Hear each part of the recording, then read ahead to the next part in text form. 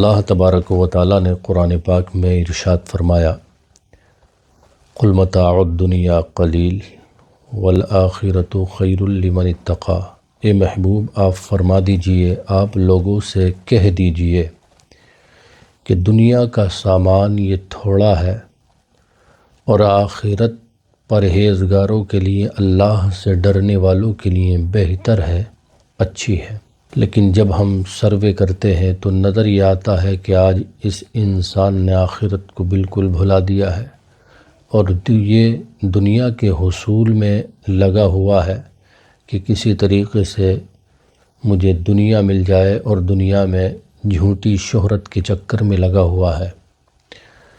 اس کے دماغ میں ہر وقت یہی گھوم رہا ہے کہ لوگ میری تعریفیں کریں، میری بڑائی بیان کریں، اور میرا جگہ جگہ پرچار ہو کہ فلاں اتنا مالدار ہے اور فلاں نے یوں کام کر لیا اور فلاں نے اتنی اونچی اونچی بلڈنگیں بنا لی۔ تو ان جھوٹی تعریفوں کے چکر میں نہ پڑو۔ اگر آپ کے دل میں یہ بات پیدا ہو گئی کہ لوگ میری تعریفیں کریں، لوگ میری بڑائی بیان کریں، تو حدیث قدسی ہے، اللہ کے رسول فرماتے ہیں، اللہ فرماتا ہے کہ بڑائی میری چادر ہے، یعنی بڑا ہونا یہ میری صفت ہے، اور بلند ہونا یہ بھی میری صفت ہے۔ اللہ کے رسول فرماتے ہیں، اللہ فرماتا ہے اگر ان دونوں میں سے کوئی شخص قابض و مالک ہونا چاہے گا تو میں اس کو جہنم کی آگ میں ڈال دوں گا۔ اللہ اکبر۔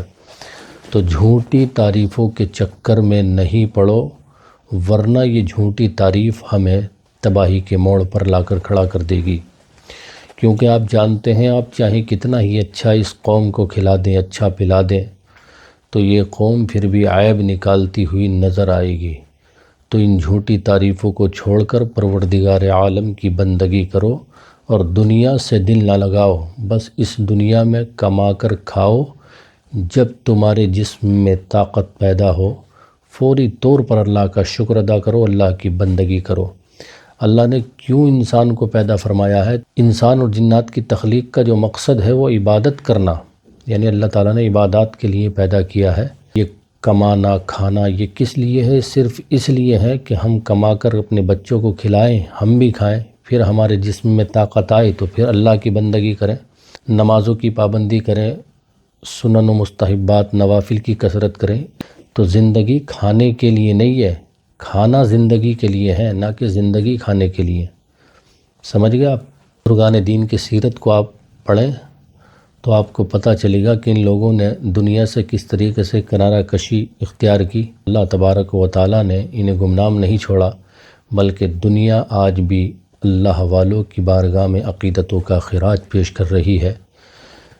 حضرت ابوبکر صدیق رضی اللہ تعالیٰ عنہ کو کون نہیں جانتا؟ حضرت زید بن ارقم رضی اللہ تعالیٰ عنہ بیان کرتے ہیں کہ ہم ایک مرتبہ حضرت ابوبکر صدیق رضی اللہ تعالیٰ عنہ کے مکان پر تھے، تو آپ نے پانی طلب فرمایا۔ کس نے؟ حضرت ابوبکر صدیق رضی اللہ تعالیٰ عنہ نے پانی کا مطالبہ کیا، پانی طلب کیا، تو آپ کی بارگاہ میں پانی پیش کیا گیا اور شہد بھی پیش کیا گیا۔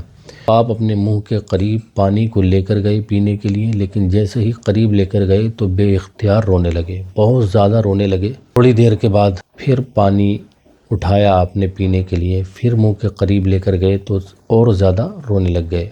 صحابہ کرام نے جو آپ کے ساتھ میں بیٹھے ہوئے تھے، انہوں نے سوچا کہ ہم رونے کی وجہ دریافت نہ کر سکیں گے اگر یہ اسی طریقے سے روتے رہے۔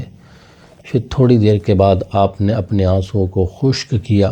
صحابہ کرام نے، آپ کے جو ساتھی تھے، انہوں نے کہا، اے خلیفۃ الرسول، آپ اتنا زیادہ کیوں روئے؟ تو حضرت ابوبکر صدیق رضی اللہ تعالی عنہ فرماتے ہیں کہ ایک مرتبہ نبی کریم صلی اللہ تعالی علیہ وسلم کی ہمراہی کا شرف نصیب ہوا۔ میں سرکار کے پاس تھا کہ میں نے دیکھا آقا کونین صلی اللہ تعالی علیہ وسلم نظر نہ آنے والی چیز کو ہاتھ سے دفاع کر رہے ہیں، ہٹا رہے ہیں۔ تو میں نے عرض کیا، یا رسول اللہ علیہ الصلوۃ والتسلیم، آپ کس چیز کو ہٹا رہے ہیں؟ تو سرکار نے ارشاد فرمایا، اے ابو بکر، ابھی میرے پاس دنیا آئی تھی اور وہ یہ کہہ کر گئی ہے کہ آپ نے تو مجھ سے کنارہ کشی اختیار کر لی، لیکن آپ کے بعد کچھ لوگ ایسے ہوں گے جو مجھ سے کنارہ نہ کر سکیں گے۔ اللہ اکبر۔ یہ اللہ کے نیک بندے، ان کی گریہ وزاری کا عالم یہ ہے، نہ رو رہے ہیں کہ آپ کے ساتھ میں بیٹھنے والے بھی رو رہے ہیں۔ یہ وہ لوگ ہیں کہ جن کو اللہ تبارک و تعالیٰ نے دنیا ہی میں جنت کی بشارت دے دی تھی۔ اللہ اکبر۔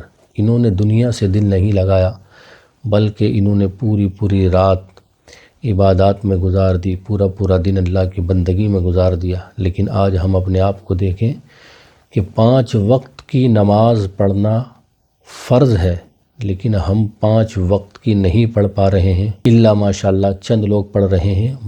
باقی اکثر کا حال یہ ہے کہ یہ لوگ جمعہ ٹو جمعہ پڑھ رہے ہیں، کوئی عید و بقرعید کی نماز پڑھ رہا ہے۔ دین کی نماز واجب ہے، جمعہ کی فرض، تو 5 وقت کی نماز پڑھنا کیا ہے؟ فرض ہے۔ تو 5 وقت کی نماز پڑھو، ورنہ تو روایتوں میں آیا ہے کہ جو جان بوجھ کر 1 وقت کی نماز چھوڑ دے تو اللہ تبارک و تعالیٰ اس کو 2,88,00,000 سال جہنم میں جلائے گا۔ اللہ اکبر۔ اور جہنم کی گرمی اتنی بھیانک ہے، اگر اس کو سوئی کے ناکے کے برابر کھول دیا جائے تو پوری دنیا اس کی گرمی کی وجہ سے مر جائے گی۔